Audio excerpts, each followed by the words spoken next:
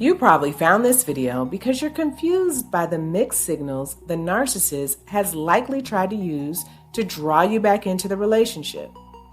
When they know you've had enough, they'll say all the things you wish they would have said before the relationship soured.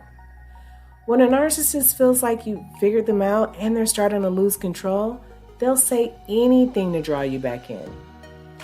Here are the top 11 things a narcissist will say to draw you back in when they feel like they're losing control over you.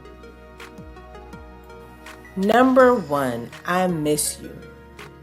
You can have the most horrible argument or experience with the narcissist, an experience that causes you to throw your hands up and vow that you'll never speak to them again.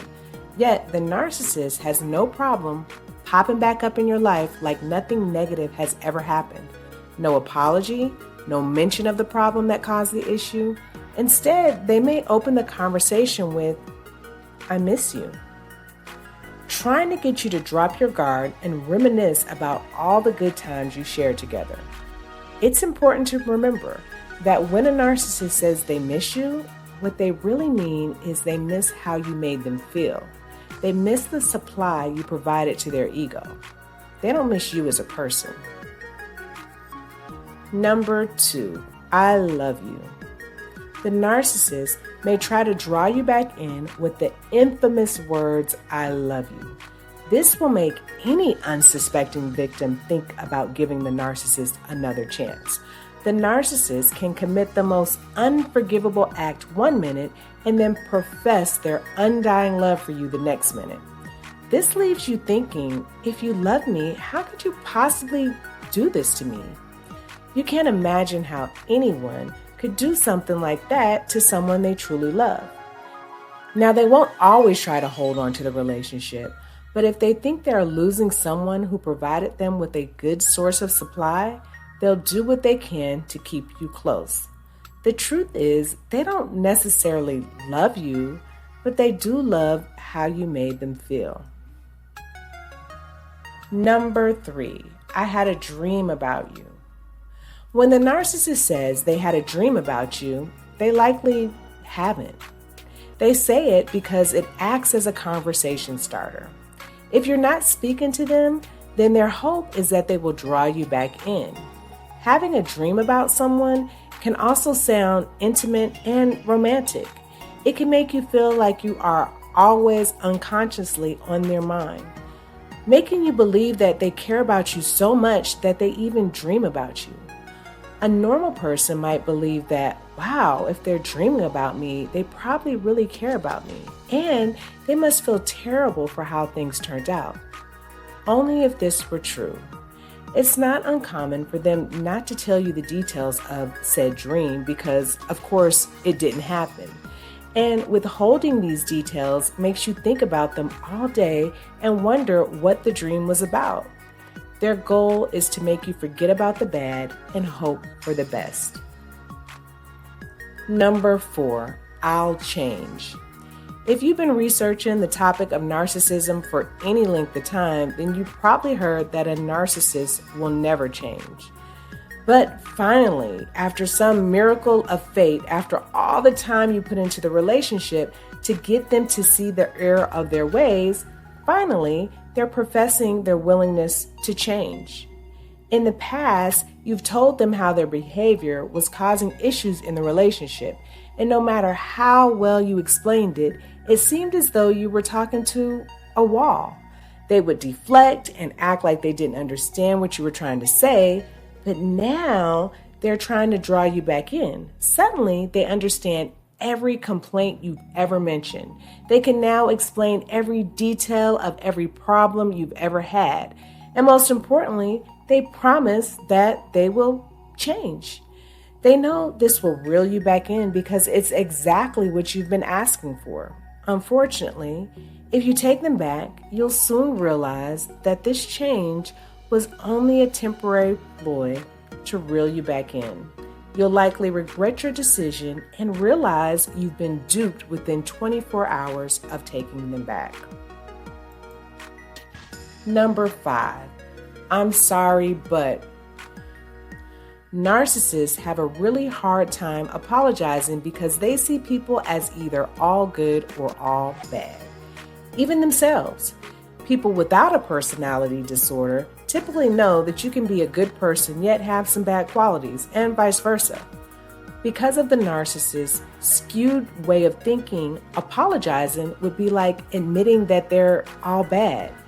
This makes it difficult for them to apologize, even when they are desperately trying to draw you back into the relationship. Instead of bluntly saying, "I'm sorry," with no strings attached, they may say, "I'm sorry," but typically followed by what they believe you did to cause them to act in an action that had a negative impact on the relationship. "I'm sorry," like all the other things a narcissist says to reel you back into the relationship, is not sincere. Instead of being sorry for their behavior and how it made you feel, they're really only sorry that they got caught. Number 6, I decided to go to counseling. At some point in the relationship, you decided that something was wrong and probably suggested couples counseling in an attempt to save the relationship. Now that the relationship is over and the narcissist is trying to win you over, they may agree that couples counseling is just what is needed to get the relationship back on track. What will typically happen is that they'll suggest it but never actually go.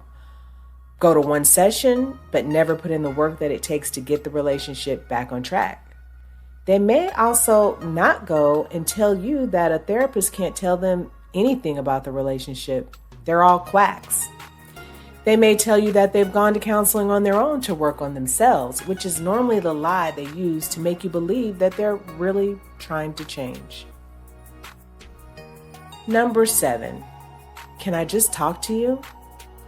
They may say something along the lines of, "I know I really messed up bad this time, and I know you'll never take me back, but can I just talk to you?"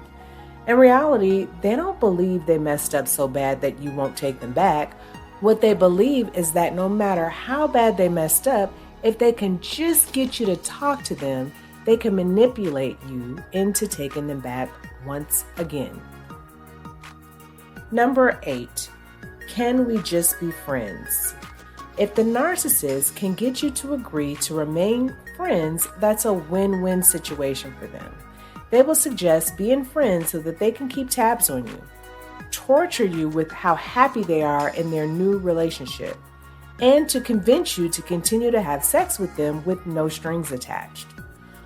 Most importantly, if they wish to remain friends, they were likely very pleased with the amount of supply that you provided them with. If this is the case, they won't let you and the supply you provide go easily. They need you close so that they can tap into your energy source every time their fuel is low. And what better way to do this than to remain, friends?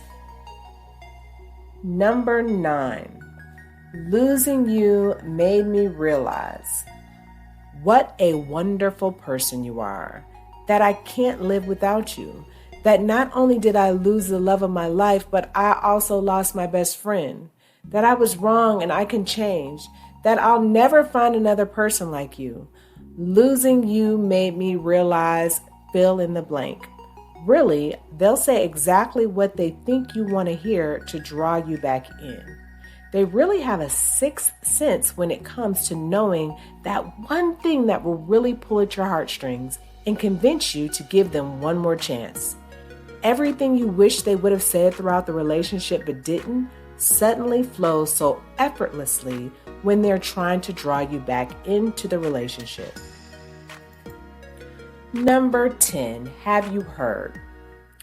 Debbie's sister died. Frank got fired. Sheila got in a really bad car accident. Tiffany was talking about you. I got a promotion. The narcissist will use gossip to draw you back in. They may say something like, "I know you're not really speaking to me, but have you heard?" Fill in the blank.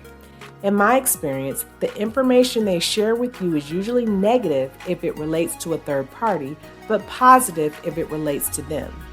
Sharing negative information will usually get you talking to express your concern or displeasure. To a narcissist, any attention is good attention. As long as they can get you talking, they're happy. The conversation may start with gossip, but it'll end with them getting exactly what they want and need from you. And that is the fuel they need to boost their ego, your attention. Number 11, you left something here. They may tell you left something minor at their place. It could be a t-shirt that you could care less about, some paperwork that you no longer need, a teddy bear they bought you, a disposable cigarette lighter, a cup, etc. They do this in hopes that they can engage you in conversation, or better yet, convince you to meet up with them so they can really throw in the charm in hopes to draw you back into the relationship. Now that you're aware of the top 11 things a narcissist will say to draw you back in when they feel like they're losing control over you, you will be able to better understand that their motives are anything but sincere. Everyone is an individual in their own right, male, female, black, white, short, tall, young, old. But with the narcissist, even though they are all different individuals, they all follow similar patterns. Narcissists are very manipulative, and they always seem to be one step ahead of you because the relationship is a game to them. They aren't looking for the same thing you're looking for. You're likely looking for loyalty, integrity, trust, and love. They go from relationship to relationship with the same playbook. Armed with the knowledge of knowing their patterns ahead of time will allow you to see their broken promises for exactly what they are: manipulation. If you enjoyed this video, please hit the like and subscribe button for more videos like this.